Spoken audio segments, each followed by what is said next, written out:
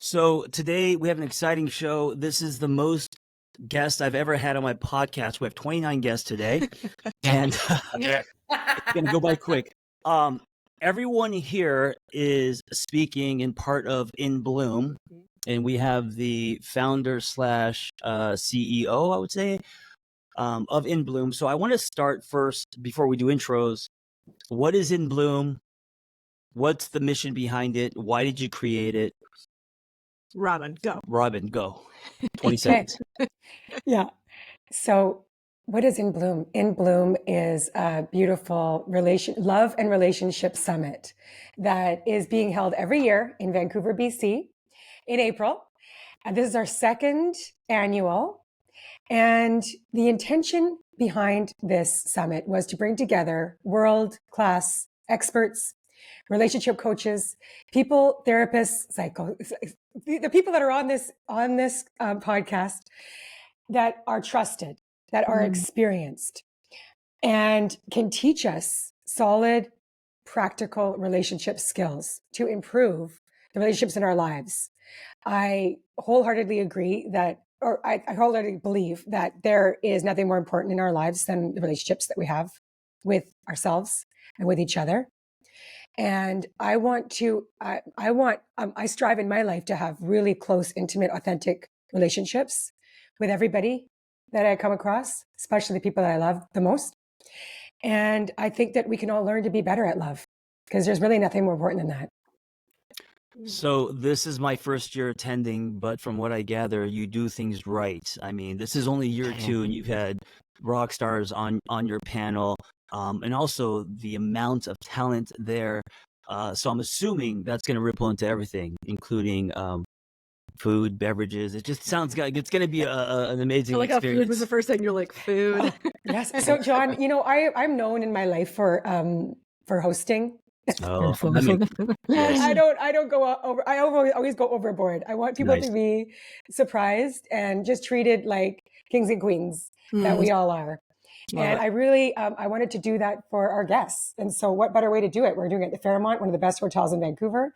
And of course, the food is amazing. I've got like beautiful decor and the best speakers for us to learn together in an environment and this is the other main thing I missed to say is how important it is for us to come together in community. And this is a community that we are building together. You all have incredible, loving communities. And I also believe that we're healers. We're here to heal this world. I know that sounds very altruistic, but it's true. And coming together to learn and grow in a space of love, it does make a huge impact. Thank you. Well, let's get to everyone that's coming. So just quick intros and kind of like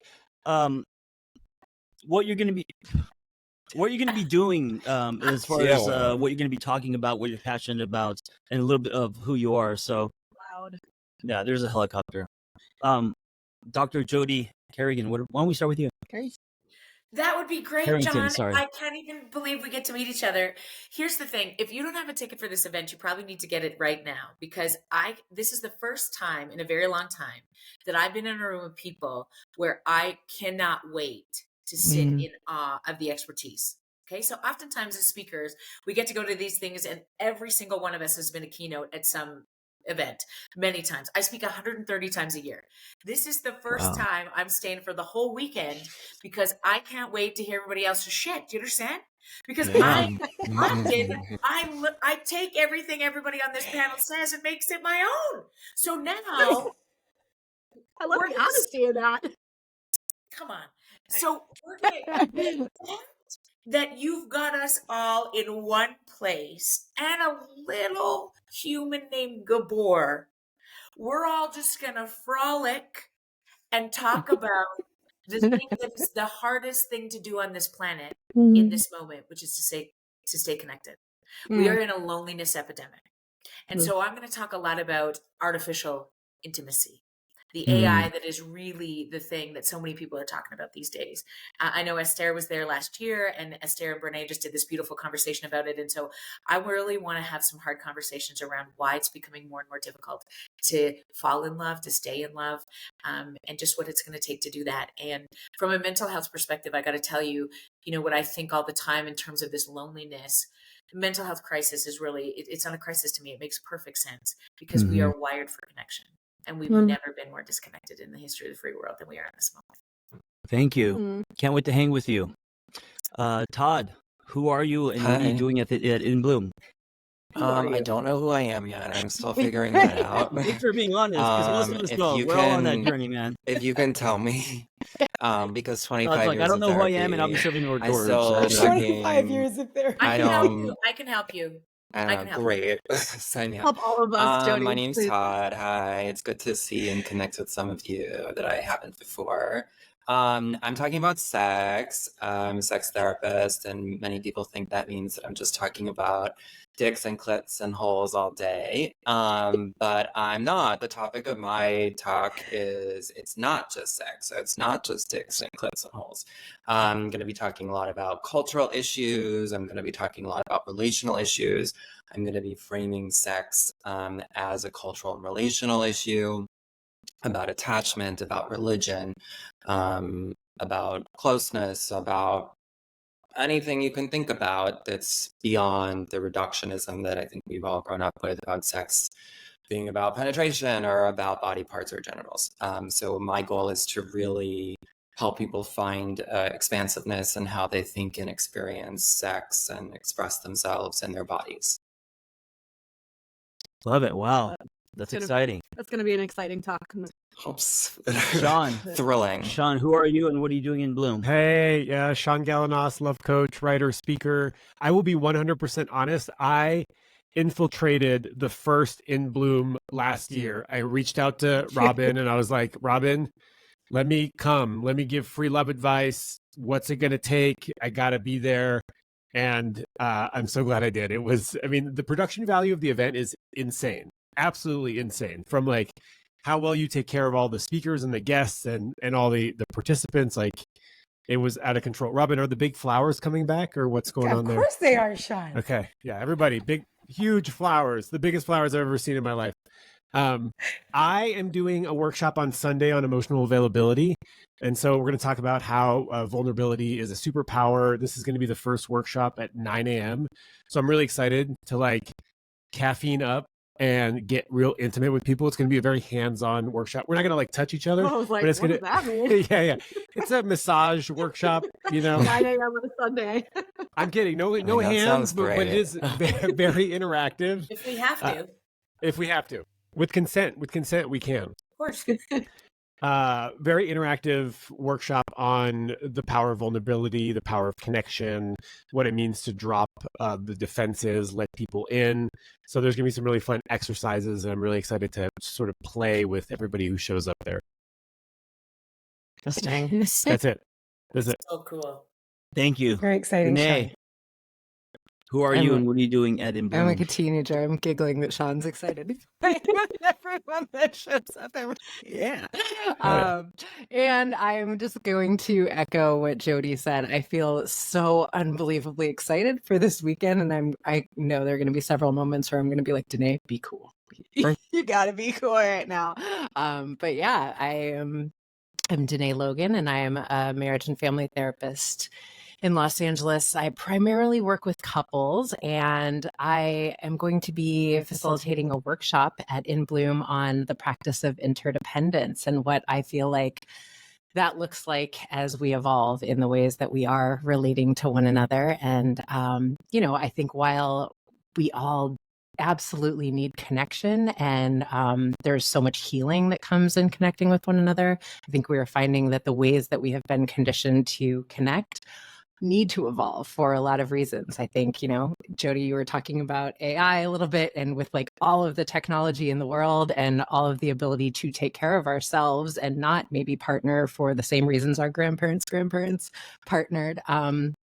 we sort of need to redefine how we do that, what that looks like, and how we take a lot of personal responsibility for the energy that we are bringing into our relationship. So if we're shifting away from sort of codependency or hyper independence, what does it look like to be a little bit more interdependent in the way that we are relating to one another? So we're going to get into it. Awesome. Thank you. And Vanessa and I, we're going to talk about relationships and I guess what not to do. That's sexy. We're leaving all the sex to Todd. Todd, you're gonna take care of the sex. Yeah, that's our expert. Yeah, I think that because we are talking or speaking together, what we really want to focus on is the evolution of relationships. So, what it looks like to be partnered nowadays with the new landscape, like all of these tools that we have as conscious partners, right? Experimenting with like, what do you want your partnership to look like? Because you don't have to follow the blueprint that's been passed down to you from generations prior, right? And so we really want to challenge the audience to reconsider some of the things that they are coming into their relationships with, like assumptions, and start making them question, like, is that what you want, or is it what you should want? Right.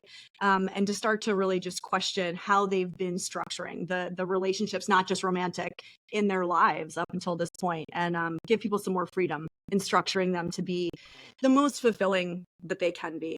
And also, the primary colors, the foundational stuff, stuff that we all talk about, but just touch upon because I think it's easy to forget. So, all the stuff that we learned in therapy school, whether it's communication or, love languages, attachment styles, and all these other things, reading subtext, stuff like that. And all of it's pulled from our story. And Vanessa and I, we've been together for 6 years, and it's always evolving, growing, and we're learning. We don't want to present ourselves as the model, right? Yeah. Well, I have a lot of questions from the community, and I thought we could tackle some of these. John, I have a question real quick. Will you guys be doing any ice baths during your fireside chat? I don't ice, Shaun. Okay, you don't ice. But John can ice while you answer questions in a cozy chair. I think ever since I did my first talk with Mind Body Green 10 years ago, I've been kind of the wild card. I'm the guy when I'm speaking, everyone in the audience is like, who let this person in? So yeah, there may be ice, there may be no pants. I don't know. We'll see. Who's to say? Yeah. Show up and find out. I'm gonna let you pick a question. We've got a bunch of questions, and here's the thing I think would be interesting for the listener is that we don't all have to agree, and that's okay. Yeah, I think that's the beauty of it, actually, right? Okay, there are 3 of them on this screenshot of 7, 8 that all talk about the avoidant, which Dené, I know you and I love to talk about. The avoidant really gets put in the bad guy position quite frequently in our vernacular out there. Fell in love with an avoidant. I ended it because no commitment, but I miss her terribly. What to do? How to effectively communicate needs or emotions with an avoidant without attacking them. I don't know. I feel like there's something in this idea of partnering with an avoidant that we might be able to speak to a little bit. Hey, Robin, what are you? Do you lean toward avoidant or anxious? And I mean, we're all anxious. Yeah. Full on. Okay. Yeah, totally. And I'm dating somebody right now who I'm totally into. And like, I've got this anxiousness coming upon me. And I think this is maybe new when you're dating with somebody. Like, and I'm like, holy shit, Robin, you are fucking anxious. And I'm pulling myself back, like, and like, whoa, like, I'm so glad I'm aware. And I'm taking my lessons that I've learned from all of you and everything else I'm doing in work to not act on that. But it's like, oh yeah, it's really clear what I am. Is he chained to your desk? And I think I'm dating an avoidant. But I'm so sorry, sweetie, if I'm wrong. I'm just going to jump in with something I saw you write actually yesterday, I think, Todd, that was talking about the extent to which we have sort of made these attachment styles identities, and it's not true. Yes, it's They're not. It's like not, right? fixed I know, states we're labeling. Yeah, well, but also, like I tend to run pretty avoidant, and if I am in a relationship or dating someone avoidant, who does the anxious energy start to come to the surface? So it's Oh, yeah. understanding like Yeah. there's a lot that this relationship dynamic is evoking within me, but I don't know that this is necessarily, like a label that I'm going to place upon myself. Like I have no choice but to be this way in relationships, Well, then let this be the question, kind of appealing the label of anxious and avoidant and those attachment styles. But basically, how to effectively communicate to your partner. And I know that's a general, broad strokes, but I think it throws a wide net. One tip: how do you effectively communicate to your partner? Let's start with Todd. And needs. Yeah. Todd. About your attachment needs. Well, like I said, your emotions needs. and your needs, I think was the original, and it says without attacking them, but I think that was the avoidant spin. But I just wonder, from your point, John, like what would be one tip maybe that you could give somebody who's struggling to communicate their needs or their emotions? I think for me, it's always been because I tend to verbally vomit. I tend to not be responsible and stamp that as being vulnerable, thinking that it's a good thing when I'm actually hijacking space, right? So for me, it's pulling back, and you don't have to tell your partner everything that you're feeling. So for me, it's kind of putting that emotional speed bump where, like, how are these words, how's this statement, how's this behavior going to impact my partner, and then choosing, but kind of sitting with what you want to communicate, whether it's your needs, how you feel, all of that. So putting a filter instead of just vomiting. Shaun, tip communication. I just think, well, first of all, I think people who tend towards having more avoidant tendencies need to learn how to ask for space instead of just disappearing. And people who tend I feel attacked, Shaun. What? I'm just saying, it's a suggestion. Yeah, they have to come back. People who tend towards more anxiety need to share with them what the importance of connection means to them. Right? I think those are just two really nuts and bolts things that we can do. But something that I want to say is we got to stop demonizing people with avoidant attachment Shaun. issues. And because you know what? I've dated people with anxiety issues and it's not a walk in the park either. Okay. That shit is hard. And it's maybe why I'm running away. I don't want to blame, but Feel attacked. Why does it always come back to the more of the anxious and the avoidance everywhere we go? I love it. It's too good. It's too good. It's too easy. So good. Can I just tell you something? Regardless of, I would agree with you so much, Dené, about this idea of labeling people that really gets us into tricky spaces, because you can be avoidant with somebody and anxious with the next. And so when you identify somebody as, or yourself as, I'm an anxious person, I'm an avoidant, you play different roles in different relationships. And what I think is the universal truth for all of us, if we were to take away the labels that gets us so messed up so many times, is that we all desire to be seen. We all desire to feel felt. And when you have the capacity to do that for another, you can't give it away if you've never received it. That's the hard part.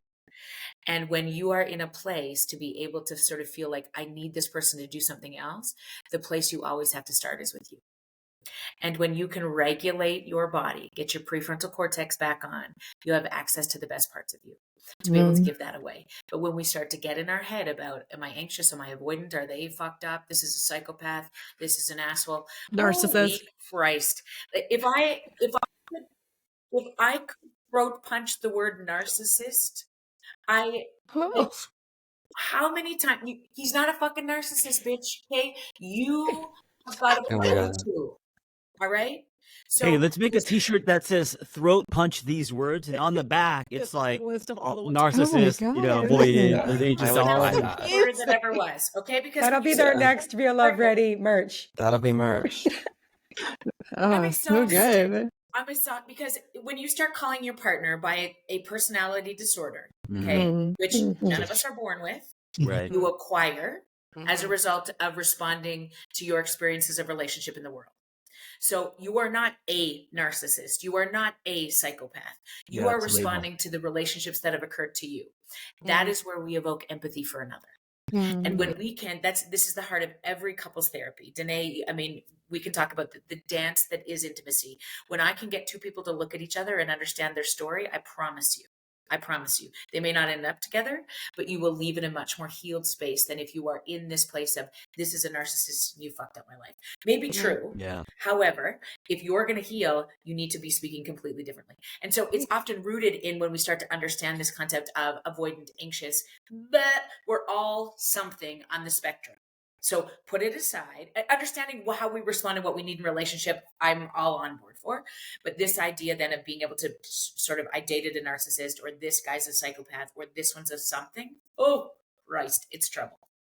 I think we live in a world where there's a lot of pointed fingers. And so when you label anything of someone, you know, and you're pointing a finger, you're not, you know, holding up a mirror. So collectively, there's a lot of that happening, especially in wellness, you know, and social media for sure. Yeah, I wanted to say two things connected to that. One, in terms of the whole identity and attachment style as identity, and kind of what you're saying, Jody, is that most of the people who are saying, I am this, I am that, they're not connected to a narrative about why they're even saying that in the first place, about their history. They're more so caught in some kind of dysregulated place in the here and now about what's happening in their dynamic, without any real connection, John, to what you're saying, which is their history, their story, and their trauma, and how that story and narrative is informing how they're interacting with their partner. And so, you know, I'm in a new relationship now, and probably anxious and avoidant, and it's just fab. But, you know, when you're saying, how do you have these conversations? I'm like, oh, Jesus fucking Christ. I don't, you know, I mean, the conversation was first with my therapist. I mean, well, no, first it was myself spiraling, then it was with my journal reflecting, then it was with my therapist talking and reframing and calming me down, and then it was with my partner. So I really needed to first connect to why I thought I needed what I needed in the first place, because I think it's so easy, especially if you are more anxious, to want your partner to manage that anxiety, and to think that especially if you're coming from a place where you're dysregulated. So you know, I think the communication first has to happen, so as you're just saying, with yourself, in terms of looking in the mirror and understanding what's coming up for me right now, as opposed to what isn't my partner doing. Because if you approach it from that place, it will come off as a criticism. You will further elicit them to pull away. You will become more anxious, etc. So developing more of a connection to the narrative about that anxiety is really, at least for me and some of my clients, I think we probably agree, really important in terms of how we decide to communicate our needs. Well, I'd love to jump on that too, Todd, because I love what you're saying. It's going back to that idea that Dené said, personal responsibility. And what I will say, as somebody who can lean more avoidant, is I think it's really important for all of us to get in touch with what happens in my body when I am dysregulated, because it looks different for everybody. And as somebody who does lean, like if I'm in a relationship that activates more of that avoidant tendency, that dysregulation in my body feels very different than when I'm in more of an anxious, dysregulated place. And so for me, that can look like numbness, shutdown, avoidance, irritation, right? Versus like a more of a panicky feeling, which I have felt, because again, we tend to swing on this pendulum, right? And so I think so much of these relational tools, and I know everybody would agree with this, it's like continuing to come back to our body and our toolkit around what is happening right now in my internal system, sitting with that, tracking it, questioning it, doing what you just said, Todd, which is like working through the steps of like what's happening for me and why, before we then bring it and kind of blah out there and not take that responsibility first, right? So like that's a good question, I think, for the audience. Like, what does dysregulation look like for you? What does it feel like for you? Are you even aware? Do you know what you feel like, look like, sound like when you are dysregulated? That's probably a really good place to start. Also, Todd, I love that you gave us kind of a tier, meaning before it hits my partner, it starts with the conversation with me, then some journaling, then a therapist. I mean, you know, it's going to be different for everyone, but just the fact that you have a system, so there isn't that knee-jerk default to just, you know, go to them. That's really good. Also, I want to say, Todd, you know, on social, you present as this tall, sexy person. Right now, it looks like you're sitting in a high chair, and you're just very. I'm really a man. I'm a baby. You definitely went for the best hair. I'm here to Look at that hair. Yeah, I'm an infancy. Okay, well, I just want everyone to know, when you're coming to In Bloom, just don't have expectations, because I'm short. You know what I'm saying? When I meet people on the street, I get so insecure because I'm like, fuck, they think I'm taller. I'm not 6 feet. But anyway, thank you for that. Hey, let's do one question, and I want to do something really fun, because the whole point of this is kind of the the curtain back and for everyone to kind of get to know each other. And if you're listening to this, it's a week away. So if you're listening to this, we're going to give out a discount code at the end of this. Get your last minute tickets. Yes. So you still have time. Weekend. Oh, a week away from the event. Yes, sorry. Yeah. Yes. And that it's a weekend away if you're going to come to Vancouver with us, right? Hey, listen, if this is high school, this weekend, Robin's house, risky business. It's the place. Guess what? I have room for everyone. Yeah. It's the party. It's the biggest party of the year. Yeah, it's the place to be. How to differentiate between peace and boredom in a relationship? How do you know if it's peace? How do you know if it's boredom? Can it be both? Also, what's wrong with boredom? Yeah. Yeah. You know, I think always that- find this Let's start question there. interesting. Let's start there. Or like Because boredom. the fact that they're anxious that something's wrong. If they're bored. We're I just don't know, I used to think the about peace as chaotic. calm. Yeah. Yeah, I think relationships can have boredom, and that's okay. Yeah. Right? I think we have a problem in our culture with thinking that boredom is a negative thing that needs to be filled at all times, hence the constant this on our phones, right? And boredom is actually the space where creativity is born. Boredom is actually a space where self-awareness is found. Boredom is the space where so much wonderful magic can happen. And so maybe it's time that we actually start looking at the word and the feeling of boredom a little bit more closely. Also, if you're bored, that's your responsibility. Don't put that shit on your I say it to my kid all the time. I say all the time, your boredom is not my responsibility. And she's 4, so I stand by that statement. Vanessa, you sound like my therapist. She's always trying to get me to like sit with boredom and not go for the distraction, the easy fix, and that is where creativity comes from. So We're terrified. probably of it. just stop paying her and just start paying you. I can, just like I said to my 4-year-old, you text me anytime and I'll just remind you, your boredom is your responsibility, Shaun. You got another one?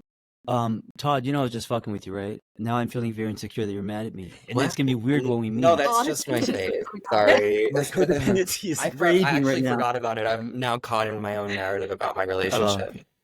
I'm forgetting this all is for me. Well, the flip side. That point, Vanessa, I think that question is really what I hear a lot about is the idea is that when we settle into a relationship with somebody, am I bored? Is this peaceful? Like, should I get the fuck out because it's not exciting anymore? Like, I think that's the question so much these days that I have people like, I'm in my, we've been together for 10 years or 15 years or 20 years, or we have 3 kids and they're moving out and like, God, I just don't feel it anymore. What does it mean? Like, what if I'm not in love? Like, what is that? Like, and I'm so excited for all of your takes on this because I think in this really quick world, we expect that rush of emotion and connection should stay there all the time, but you're supposed to you're supposed to be bored with the same person that you wake up with every time.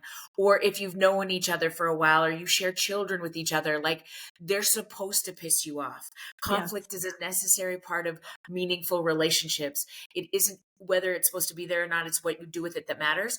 Also is boredom, right? You should look at your partner and be like, holy fuck, you used to be exciting. That's normal.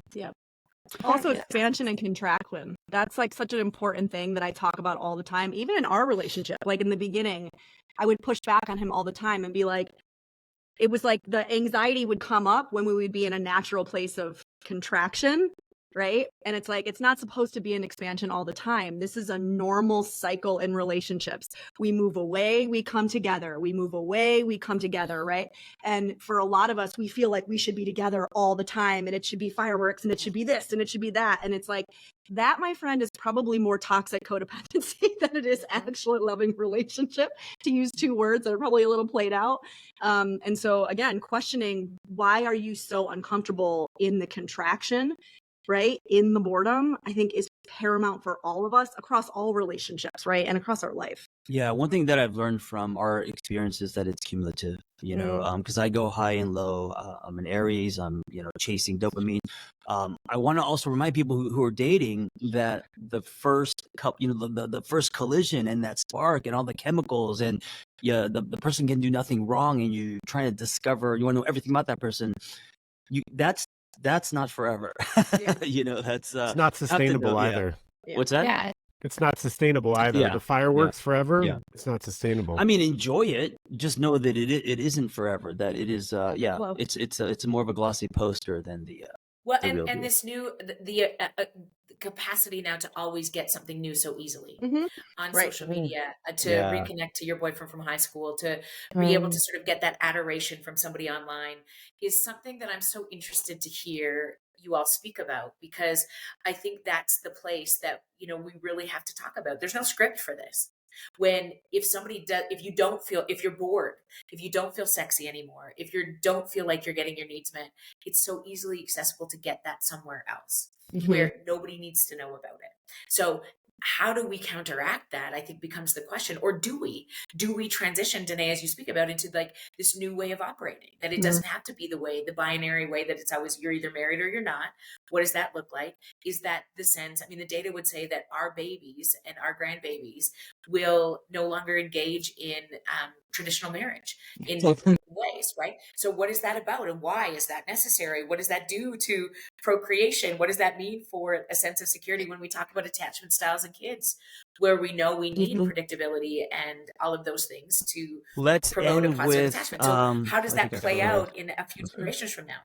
I just asked another question. Sorry, I don't know. That's probably not on your phone, but that's the question I have.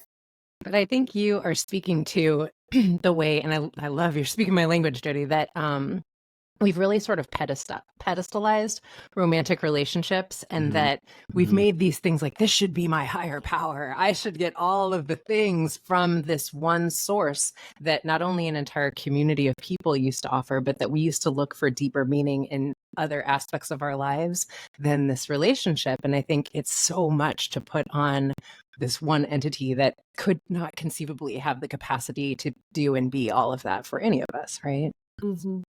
Yeah, thank you for saying that. It's one of my lessons that I have learned and am learning here.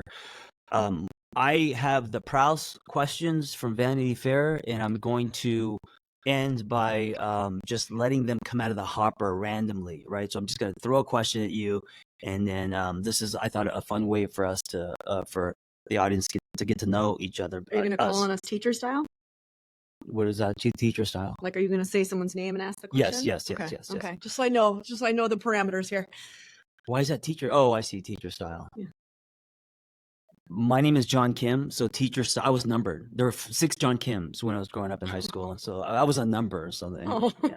All right, Dené, what is the trait you most love in yourself? Oh, In the deep end, right away. What is this? My curiosity. You know, I know you, and I do think you're very a curious person. I really appreciate that about you as well. Thank Very you, contagious. John. Yes. Todd, what is your idea of perfect happiness? That question might be loaded.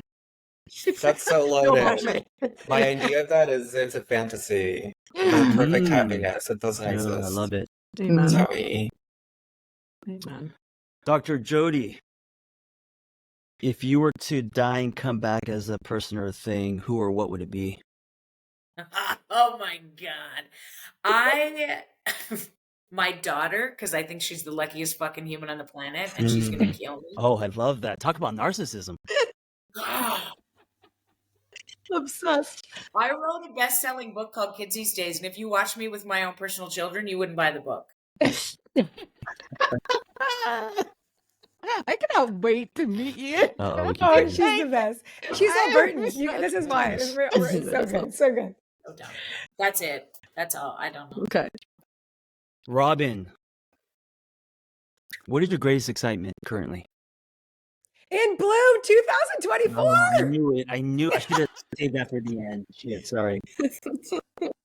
Walked right into that one, Shaun. Yes, I'm love serious though. I'm absolutely thrilled. Shaun, what's the quality you most like in a woman, and also what's the quality you most like in a man? Oh, well, I think I love a woman's. Oh, Careful, man. Sorry. I was just gonna say I love a woman's sensuality, and also ability to like really drop into on a deep emotional level. And with men, I think I love their ability to play in a non-serious way. Vanessa, what is your greatest extravagance? Extravagance? Yeah. I mean, I'm a Taurus. Everything for me is the greatest extravagance. The best food, the best sheets. I mean, if I had to think of it, it would be food. My greatest extravagance is always going to be food related, food and sleep related. Let's be real. Let's end with this last question. Tim Ferriss does this thing at the end of his podcast where he's like, the billboard question, what's on that billboard? So this is, what is your motto? And I know we all have many, right? What is your motto? And I would like for everyone to answer this. I'll go first. My motto currently is that all parts of your story will be used. And that comes from me always wanting to rip out chapters, things that didn't work out, relationships that have expired, things lined with shame and guilt. But now knowing that those are probably some of the most important chapters of my life. So the acceptance of all parts of your story will be used. Todd, what's your motto?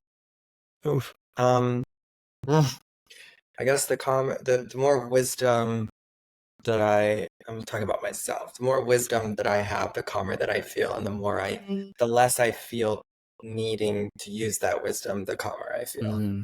Because that sounds. I love Yes. That. Dr. Jody, what's your motto?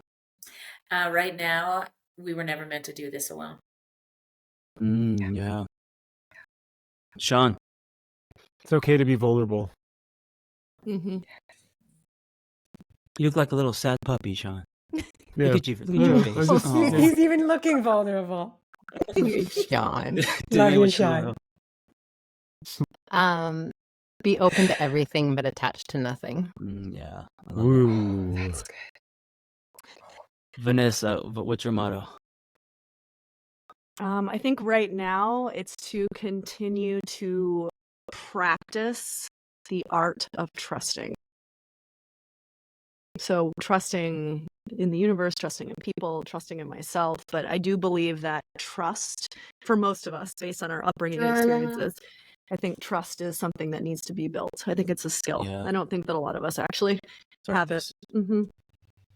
Robin, we're going to end with you. What is your motto? My motto is twofold. First, that I believe love changes everything, and create joy. Yeah. I think if we can do that together, create joy for each other and for the world, that makes a big difference. Yeah. We're going to be all holding hands and creating some joy this weekend. We will. We are all here promising you a 3-second hug.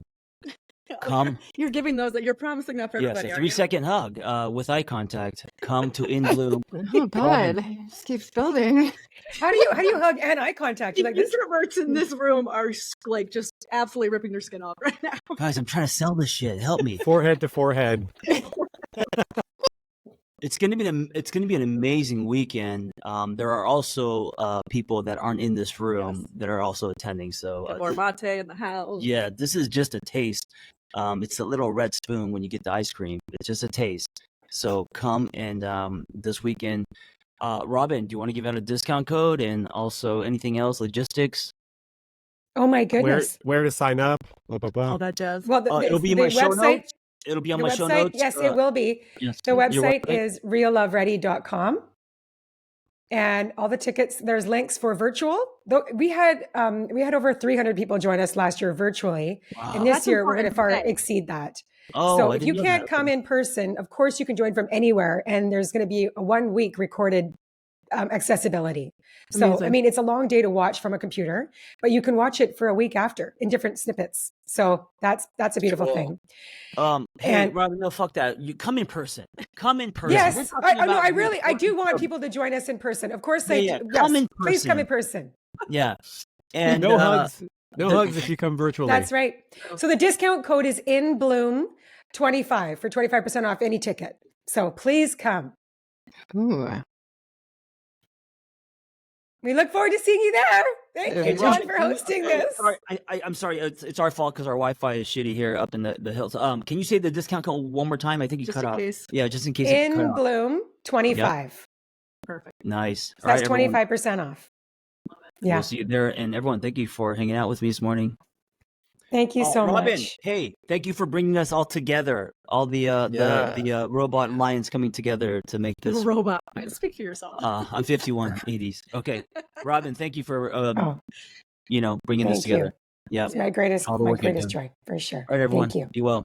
See you Love soon. you guys. Bye. Bye. Thank you. Bye. Bye. Don't leave. Oh, wait. Oh, we are. Oh, wait. Bye. Stay. Wait, y'all can Stay, just, like, everybody. peace out? Wait, are we Stay. leaving or Just are we like not? that? Wait, should I hit the? Do you want me to stop recording? You